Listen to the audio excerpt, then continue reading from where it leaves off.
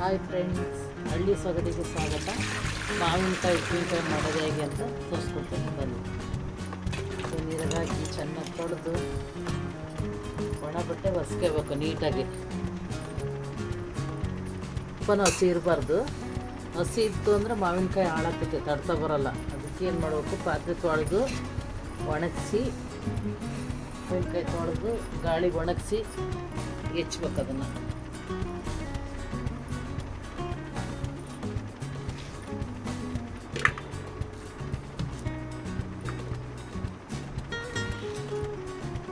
Powder, ಸೌಸೆಕಾಳು powder ಮಾಡಿದ್ದೀನಿ. ಹಸಿದೆ, ಉರಿಬಾರ್ದಿದ್ದು ಹಸಿದನ್ನೇ powder ಮಾಡಿ ready ಮಾಡಿಟ್ಟಿದ್ದೀನಿ. ಮೆಂತ್ಯಕಾಳು ಇಡೀ ಬೆರಿಕೆನೇ ಹಸಿದೆ ಹಾಕ್ತೀನಿ ನಾನು.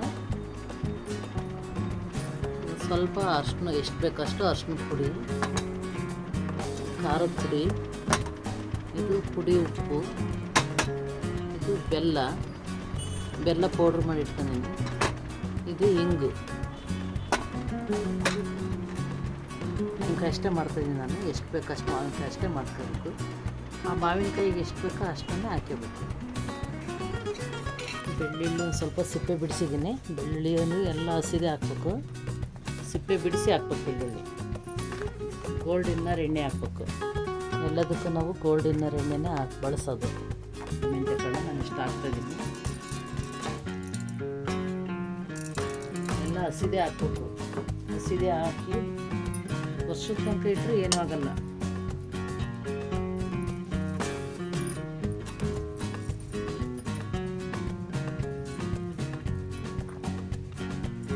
ನಾಲ್ಕು ಸ್ಪೂನ್ ಸೌಸೆ ಪುಡಿ ಹಾಕಿದ್ದೀನಿ.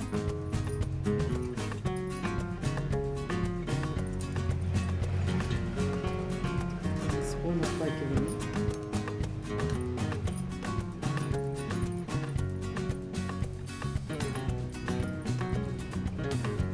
ಎರಡು ಸ್ಪೂನ್ ಖಾರ ಪುಡಿ ಹಾಕಿ,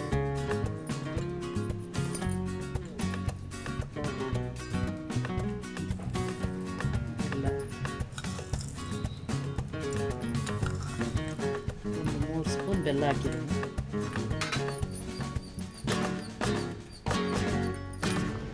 ಸುಲಿದಿಟ್ಟಿರೋ ಬೆಳ್ಳುಳ್ಳಿ ಹಾಕ್ತಾಯಿದ್ದೀನಿ.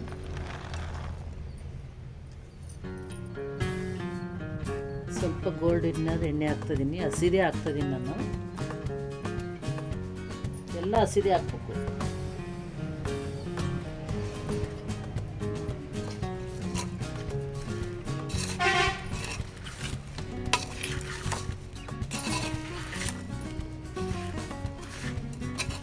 ಹಾಕಿ ಕಾಲಿಸಿ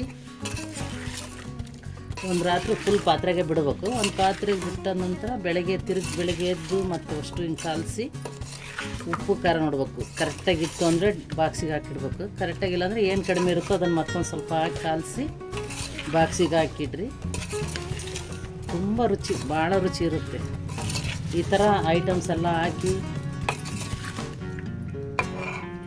ಇದು ಕಮೆಂಟಲ್ಲಿ ತಿಳಿಸ್ರಿ ಹೆಂಗೈತೆ ಅಂತೇಳಿ. Thank you friends. ಉಪ್ಪಿನಕಾಯಿ ರೆಡಿಯಾಗಿದೆ ನೋಡಿ. ತಿಂದ್ಬಿಟ್ಟು ಈ ಥರ ಮಾಡಿ ತಿಂದು ತಿಳಿಸ್ರಿ ನನಗೆ. ನಾನು ಸ್ವಲ್ಪ ಎಲ್ಲ ಹೇಳೋದು ಎಲ್ಲ ನಿಧಾನನೇ, ಏನು ಅಂದ್ಕೋಬೇಡ್ರಿ. ಸರಿ, ಥ್ಯಾಂಕ್ ಯು.